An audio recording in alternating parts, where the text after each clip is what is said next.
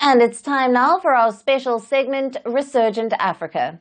With the coups and the crises dominating the headlines, on this show we get you stories of hope and positivity from across Africa that often get overlooked.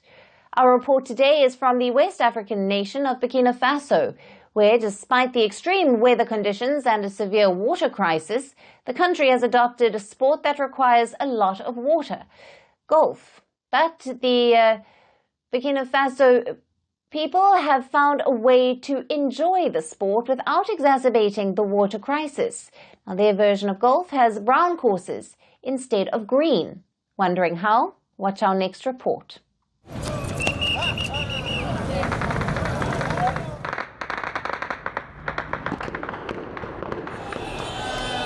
Burkina Faso, a landlocked country in Western Africa that has often been in the headlines for violence, coups and insurgencies, is in the news once again, but this time for all the right reasons.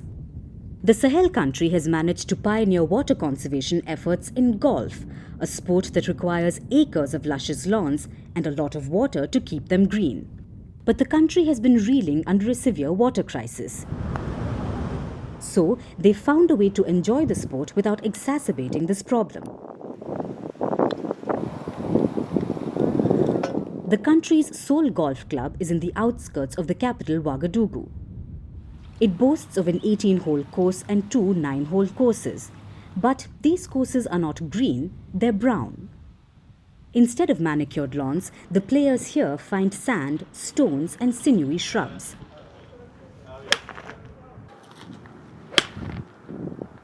The sand in these courses are bonded with old motor oil, which helps in levelling and settling the crumbly surface. These courses are certified by the French Golf Federation. Often there are these unexpected things there. You can hit your ball and then it hits a rock. It changes the trajectory of the ball, but it's also part of the game. This is also what makes the Ouagadougou route a bit atypical, which cannot be compared to any other route. In fact, it has its own peculiarities. It takes an average of 5,000 cubic meters of water per day to maintain a top-class 18-hole golf course. The same amount of water could be used to meet the daily water consumption of a town of 12,000 people. Experts warn that climate change is likely to accelerate drought and desertification in Burkina Faso and other parts of West Africa. Burkina is a country where we need water. Water is a very expensive commodity, so we can't afford to drill in here and cultivate a green grass while the population needs water to drink. So we can't afford to come in here and say we are going to play golf. And already golf is a sport that is criticized. It is said that it is a sport of the bourgeois. So if we still allow ourselves to pour water here to say that we will grow the grass, I think they would not let us play here.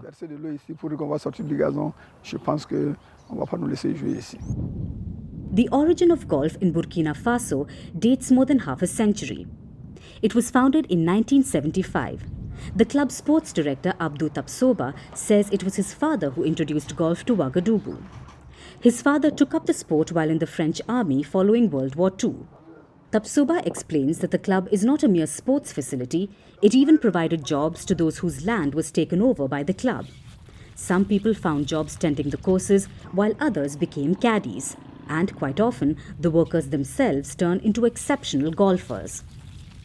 Most of the caddies here are Balkoi kids, because you can't work in golf until you start caddying. And I admit that the best players are also among the young people of Balkoi. Most of them, if you look, the best players here are young people who started here, who started off caddying and then became members of the club itself.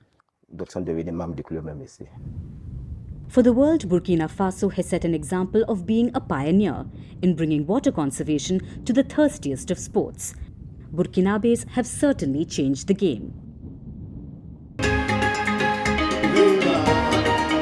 South Africa's May 29th elections.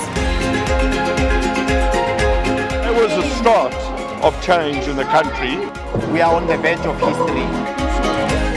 I am standing here at the forefront of change where voices echo the call for action. The nation grapples with an unemployment crisis As South Africans prepare to cast their votes, the question looms, will the winds of change usher in a new era, or will the legacy of the past maintain its grip on the future?